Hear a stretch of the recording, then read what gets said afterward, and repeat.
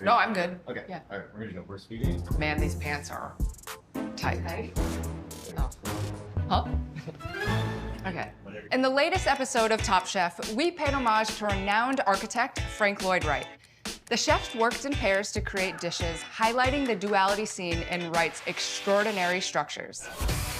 This was an incredibly inspirational journey that we went on. We really wanted to lean into compression and release. We were most touched and most impressed by Frank Lloyd Wright's use of nature. The food is an art, and I think that what we do on the plate is almost like building architecture.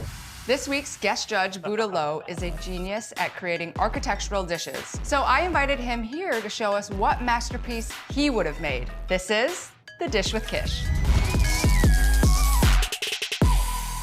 Well, it's only fitting that, Buddha, you're here for this challenge, and I want to say congratulations on being now a dad to twins. Thank you. How is it? It's been incredible. Yeah. Obviously, this has been a bigger challenge. Yeah, I can imagine. This is a lifelong challenge. Yeah. You were our guest judge this episode. Yeah. How did you think that they did? Some of the chefs did really well, but some of them didn't really try and squeeze out every single opportunity possible. It's so important that we see that on the plate. What would you have made?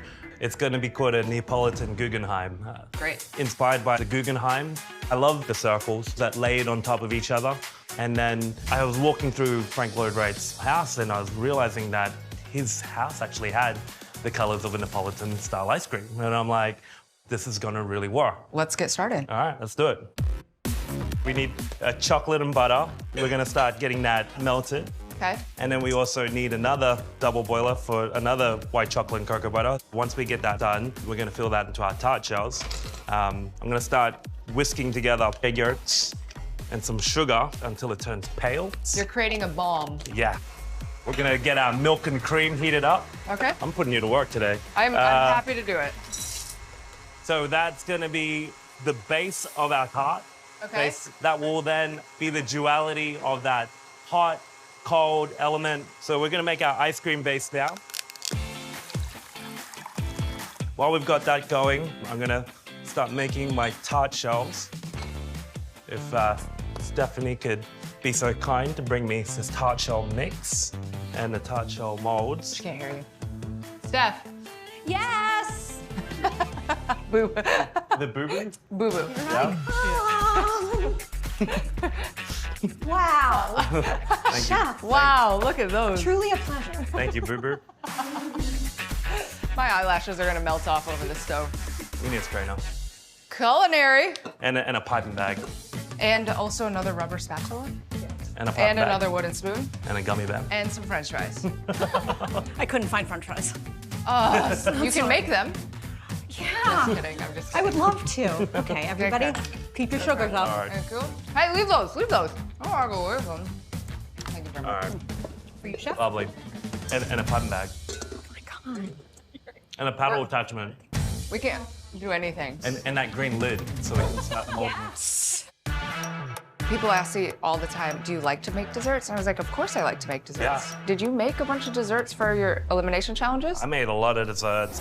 Beef fat inspired cake, white chocolate panna cotta dipped in a strawberry jelly, miso honey ice cream, cactus with cream formed into the cake, pumpkin custard, a creme chantilly, and maple caramel, pumpkin spice cake. Pastry is so important to cooking. In my eyes, there's no such thing as just a savory chef, you know? Yeah. There's just a chef. Doing this into like little perforated tart shells. I'm gonna put this into the freezer. And now we're gonna fold this into the eggs and the sugar. Put the cream in the eggs and make an anglaise.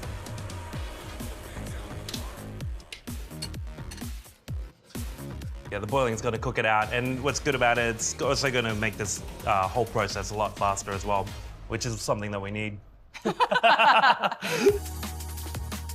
So my tart shells are done. I'm gonna just give them a little cut just before they go into the oven. Buddha, a lot of chefs go on to Top Chef, and group challenges or, you know, where you're paired up is sometimes not the most popular thing. I really loved working in those sort of challenges. I mean, having a partner to really believe in you and you believe in them, it's really fun to have. Yeah, leave that out and start plating. Put a little bit of oil on the tomatoes. I would never make this dish if Buddha weren't on my team, but seemed really passionate about it. The winning team tonight is Jackson and Buddha. Jackson was my first double elimination partner, and every time I'm around the area or he's around the area, we always see each other, you know. And he ended up being my partner in my finale as well. Oh my God, I'm taking my shoes off. Oh. So basically the unglazed base has now been chilled. Yep. Now we get to do a little bit of fun. The rule of thumb with making liquid nitrogen ice cream, you start slow and then you go fast. That's You don't what we're want to doing. like spin it all up. Exactly, we're churning it, and as we add more, gonna add the speed up a little bit more. It also freezes so fast, so Yeah. it yields an almost creamier texture. Exactly. I actually learned how to do this off YouTube, so it's not like I had a class in making ice cream, you know. And right there, within a minute, it's turned now.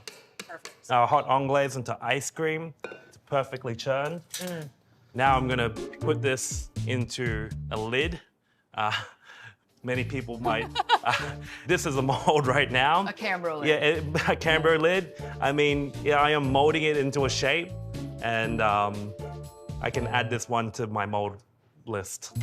Okay. Steph, could I get the vanilla ice cream switch out? Can I have a look real quick? I'm just gonna rummage the halls for some snacks. Do you want the bigger mold? No, I'm using this to pretend as the vanilla ice cream. All right, cool. Back to main stage. Yeah, back to main stage. I gotta go. All right. Apparently I'm doing something.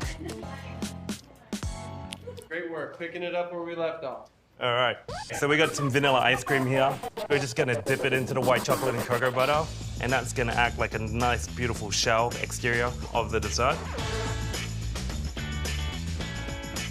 I'm gonna be spraying this and making it a little bit more whiter than what it is right now. This is something that I would have had in my Top Chef bin. I had an array of different stuff like this that I knew that I wouldn't be able to find, but it's a white chocolate cocoa velvet spray. So I'm just spraying cocoa butter around it. Don't breathe it in. No. Then we got this beautiful little white chocolate puck ready to go. So talking about Top Chef bins, when you're a contestant, you're allowed to bring, and I can't remember what it was 10 items? 10 specialty items? 10 specialty items. They can't be perishable. They can only go up to about $500. I brought so many kind of random things because Yeah. I don't cook with cook tech products Yeah. and maltodextrins and things. It's just not my way of cooking. But I threw it all in the bin because I was like, well, what if I all of a sudden become this kind of cook? Exactly. I never touched my bin. So that's the thing. I don't think you should go on a show and cook things that you don't cook. That's where your creativity of your food and how you manipulate it really comes into play, you know? Even like right now, I'm just dusting these discs with a little bit of gold powder. Just basic pastry twirls made out of butter, flour, sugar, eggs. It's my interpretation of the Guggenheim and Frank Lloyd Wright's, you know, architecture. So little pops of color, you know, the duality of it. Then I'm ready to plate up once this goes in. Buddha, I love that you're here, but I also heard that you brought a friend. I did bring a friend. I actually got Martin Reese, who's a Saratoga spring water ambassador like myself, and he's gonna come help us pair the dessert with some water. Great. Come on in. I'm so thirsty already. Hello, hello. Hi. How's it going? Good to see you. Let's grab some waters. Okay, I have to know. Yes. I mean, how did you even start doing what I think you're everybody's doing? asking me this, huh? It's a Like, really, I mean, I don't even know where a starting point would have been other than just like you like water. When I was 4 or 5 years old, I was amazed on vacation time with my parents that the tap water in every city in Europe tasted differently to me. And then in 2005, I started to work in a Michelin star restaurant, and a guest came to me and said, hey Martin, you have over 1,200 different positions of wine, but you're just serving one brand of water. And then I reminded myself of my childhood, and I thought like, yeah, water has taste. Why not giving an option in the restaurant? Water is our most important beverage. For me, there's an Epicurean side to water. Spring water, like wine, has terroir. We all know the concept of terroir, that a Riesling from Germany tastes totally different than a Riesling from Washington State. So water is 100% terroir driven because it's rainwater, comes down as rain, trips down through the different soils, and now picks up all this amazing minerality. So like, are you pairing water with foods? I want to find a water who can help me to get ready for the food of Buddha or what you're creating. That is a good water. And Saratoga can actually do that. I've never drank water with my food to figure out how it impacts my dining experience. Think about cooking a soup with no salt. It's tasteless. Sure. When you're adding a little salt to it, suddenly your whole soup, all the other flavors suddenly are stronger and appearing beautifully. Too much salt, down the drain. Yeah. Huh? Yeah. Same with water. Okay. You gotta like give me a real taste and like walk me through it. Yeah, Great. let's do it. So Saratoga still has a TDS of 40. Comes here from America. Beautiful, classic, natural spring water. So they don't do anything to this water. And let's taste it. Cheers. But is it salty, bitter, or is it more like on the smoother and creamier and easier side? I find smoother, creamier, easier. I think so too.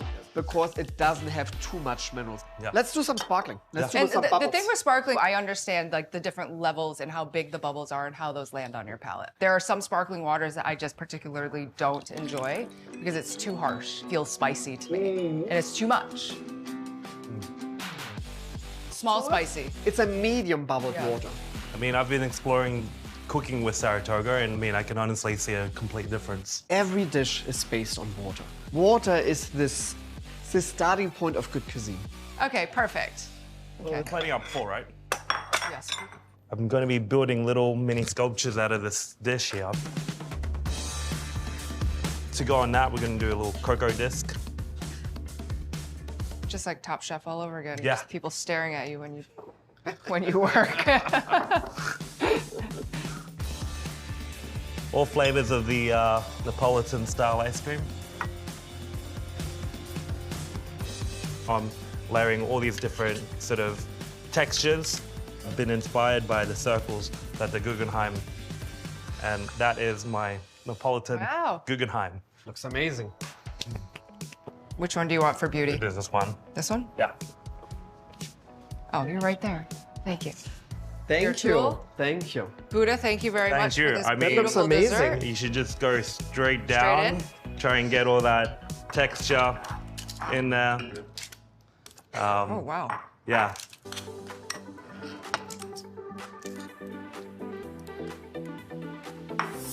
You got heat, you got cold, you got textures. You're pretty much tasting architecture. One of my favorite combinations is hot cake and cold ice cream. Yeah. There's just something really nostalgic and craveable about it. Everything is balanced while looking unbalanced. Yeah. So really, really tasty. For me, it's important as well because I had all the Saratoga spring water room temperature. Because you played here with the different temperatures. Yep. And I think in most restaurants, when you're ordering a nice bottle of water, they're putting thousands of ice cubes in it and a lemon slice, automatically. The problem is, you're drinking this extremely cold beverage, you're numbing up your taste ability. So it's actually the worst thing you can do to drink super cold water in the restaurant. I'm not blowing smoke up anyone's asses. I truly mean this. The water actually adds some intrigue to the dessert. Yes. I don't That's taste the the point. chlorine. I don't taste any overwhelming flavor, which I guess in this case is a good thing. Yes, right? it's great. Buddha, thank you so much for such a delicious dessert. And Martin, thank you for your knowledge and Always thank you here both for for your you. time. So I will see you all next week when Gregory Gourdet and I hit the sauce. Good. Thank you very much. Nice.